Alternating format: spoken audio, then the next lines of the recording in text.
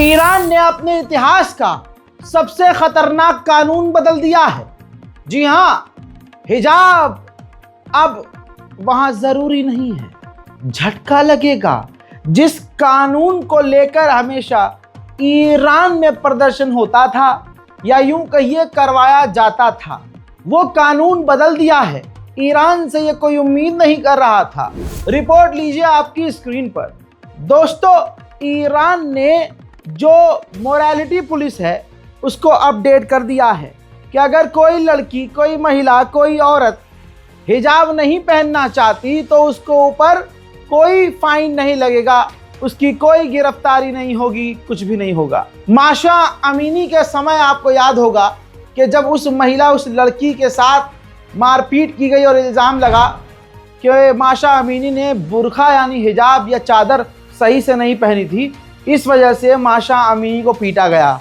उसके बाद जो प्रदर्शन हुए और ख़ासकर और इस मुद्दे का फ़ायदा दूसरे देशों ने उठाया और हाल फिलहाल में भी ईरान में तनाव है और पूरी दुनिया कोशिश कर रही है, अमेरिका, इजराइल कोशिश कर रहा है कि ईरान अंदर से टूट जाए, तो प्रदर्शन ना हो किसी भी तरह से।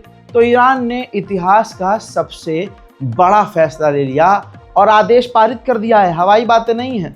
पुलिस को, मोरालिटी पुलिस को, न्यायाधीश को ये सारा नोटिफिकेशन जा चुका है कि अगर कोई लड़की हिजाब नहीं करना चाहती तो उस पर पाबंदी नहीं लगेगी, न उस पर बैन लगेगा, न उसकी कोई गिरफ्तारी होगी।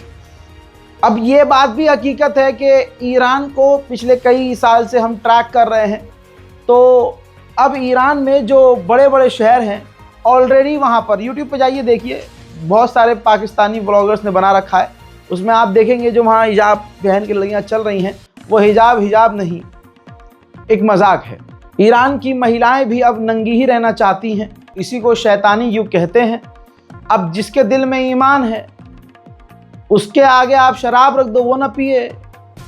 उसके आगे कुछ भी रख दो भाई, वो हिजाब तो नहीं उतारेगी, क्योंकि ईमान तो दिल का है, दिखावा तो दुनिया के लिए है।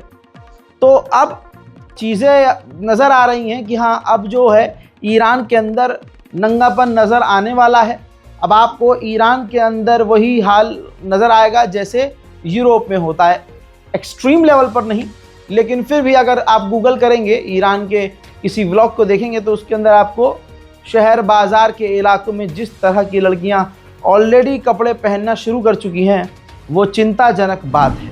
ईरान के खिलाफ अलग अलग प्रोपेगेंडा तो चलते ही रहते हैं। तो अभी गल्फ कॉरपोरेशन काउंसिल और यूरोप यूनियन ने मतलब आग लगाने के लिए बोल दिया कि ईरान ने जो 3 आइलैंड पर कब्जा किया हुआ है वो यूएई का है और ईरान को उसे छोड़ देना चाहिए। ईरान बुरी तरह से भैया भड़क गया, कोई कॉम्प्रोमाइज़ नहीं।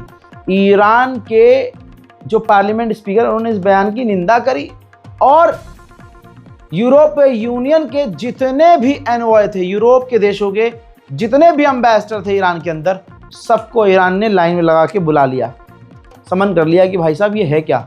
और ईरान ने 2 टूक में कह दिया, जो चीज़ हमारी है वो हमारी थी, हमारी है, हमारी रहेगी। इसमें किसी का इन्वॉल्वमेंट और किसी की बयानबाजी बर्दाश्त नहीं होगी। ادعاهای مداخله جویانه و بی اساس مطرح شده در بیانیه مشترک نشست وزرای خارجه شورای همکاری خلیج فارس و اتحادیه اروپا از جمله تکرار ادعای پوچ راجع به جزایر همیشه ایرانی تنب بزرگ، تنب کوچک و ابو موسی را به شدت محکوم می‌کنیم. تمامیت ارضی ایران با خون صدها هزار جوان برومند این آب و خاک امضا و تثبیت شده است و ملت ایران بر سر آن با هر متوهمی کوچکترین مماشاتی نمی کند. वहीं ईरान के नॉर्थन इलाके में आतंकी हमले में IRGC का एक फौजी मारा गया है। पुतिन और नेतन्याहू के बीच की एक बात निकल के आई है। दोनों ने फ़ोन पर बात की थी। तो पुतिन से नेतन्याहू ने कहा कि आप ईरान को चूज़ करते हैं या फिर शांति को चूज़ कर सकते हैं, दोनों में से एक को, दोनों को नहीं कि आप उसे हथियार भी दें और शांति की भी बात करें। लिहाजा ईरान को हथियार देना रोक दें, यह रशिया के राष्ट्रपति व्लादिमीर पुतिन से नेतन्याहू ने कहा था। लेकिन उसके बावजूद ये तस्वीर देखिए, रशिया का एक और कार्गो मिलिट्री जहाज हथियार लेकर ईरान उतरा है। अमेरिका और दूसरे देशों के खिलाफ एक बड़ी डील हुई है। कैस्पियन सी आपको मैप के अंदर नजर आ रहा है, ठीक है। आप अगर इधर देखेंगे राइट साइड तो तुर्कमेनिस्तान, ऊपर कजाकिस्तान, नीचे ईरान और अजरबैजान और साथ में रशिया, इनसे ये कैस्पियन सी टच होती है। अगली तस्वीर ये डील की है।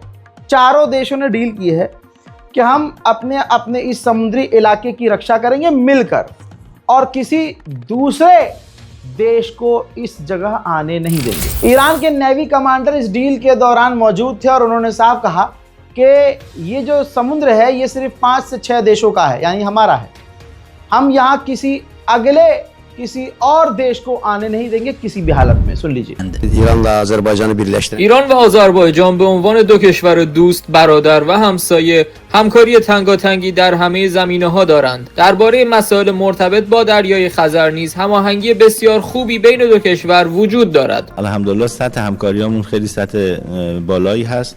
توی رویدادهایی که هر دو کشور دارن حتما شرکت میکنیم. ارتقاء کیفی سطح مناسبات حاصل گفت و شنود امیر دریادار ایرانی با همتای قزاقستانی بود. امروز مذاکرات بسیار خوبی با هم داشتیم و در कहा जा रहा है कि इसी कैस्पियन सी के अंदर रूस और ईरान नेवी ड्रिल करने वाले हैं। ईरान पर एक बड़ा इल्जाम, सीधी तस्वीर ये देखिए, इजराइल ने जारी की है जिसमें हथियार नजर आ रहे हैं। ईरान के ऊपर इल्जाम लगाते हुए इजराइल ने कहा है कि यह हथियार ईरान वेस्ट बैंक भेज रहा था जिसे हमने जब्त कर लिया है। अब जैसे बयान पहले ईरान देता था, अब वैसे बयान इजराइल दे रहा है जिससे डर नजर आ रहा है। इजराइल के ऑफिशियल ने कहा है कि अगर ईरान ने कोई हरकत की तो हम रेस्पॉन्स जरूर करेंगे। यही तो कमाल है। कल तक ईरान कह रहा था कि अगर इजराइल ने कुछ किया तो हम जवाब देंगे। अब इजराइल को डर यह है कि हम कुछ करें ना करें, ईरान हमारा कच्छा ना फाड़ दे। बात ईरान इजराइल की जंग की है तो मामला गंभीर है। इजराइल के एक ऑफिशियल ने कहा है कि इजराइल के लोगों को शेल्टर के करीब रहना चाहिए। जी हाँ, क्योंकि पिछले हफ्ते नेतन्याहू ने चुपके से ईरान के खिलाफ एक बड़ी मीटिंग की है। तो कभी भी कुछ भी हो सकता है गाजा की डील होते ही, या डील की इसलिए जारी हो कि इधर से डील हो जाए, सारा ध्यान फिर ईरान पर लगाया जाए और इजराइल और अमेरिका पूरी ताकत से ईरान पर हमला करें। इजराइल को पता है कि ईरान उसका तेल निकाल देगा। सोचिए ईरान ने कितने पहले 12 डेज वॉर हुए, कितना टाइम हो गया, ईरान ने कितने पहले इजराइल पर हमला किया था। आज तस्वीर ये इजराइल की देखिए, जो बिल्डिंग्स डैमेज हुई थी ईरान की मिसाइलों से इजराइल की, अब जाके उन इमारतों को इजराइल तोड़ रहा है क्योंकि अब वो रहने लायक नहीं है, जर्जर है।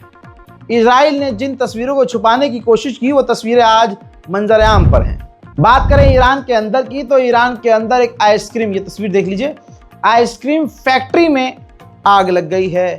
मूसाद के अलावा कौन होगा, लेकिन ईरान अपने मंच से इसको एक्सेप्ट नहीं कर रहा है। हज़रात मोहतरम, उधर इजराइल ने लेबनान पर भी रोज़ की तरह सिविलियंस इलाके में बमबारी की है। तस्वीर देख लीजिए।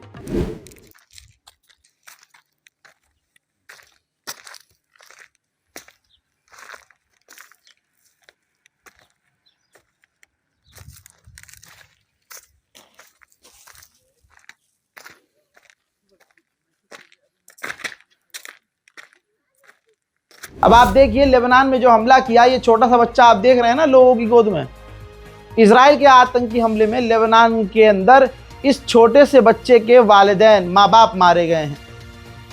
अब आप सोचिए, जो इजराइल कहता है और जो हिजड़े नस्ल कहती फिरती है कि इजराइल शांति प्रिय देश है, वो अपने इस नाजायज बाप की हरकत को देख लीजिए कि वो लेबनान पर रोज हमले खुद कर रहा है, बच्चों को यतीम कर रहा है। और तो और सीरिया की राजधानी, ये तस्वीर वहीं की है, राजधानी दमिश्क पर धमाका हुआ। धमाका इजराइल के अलावा कौन करेगा।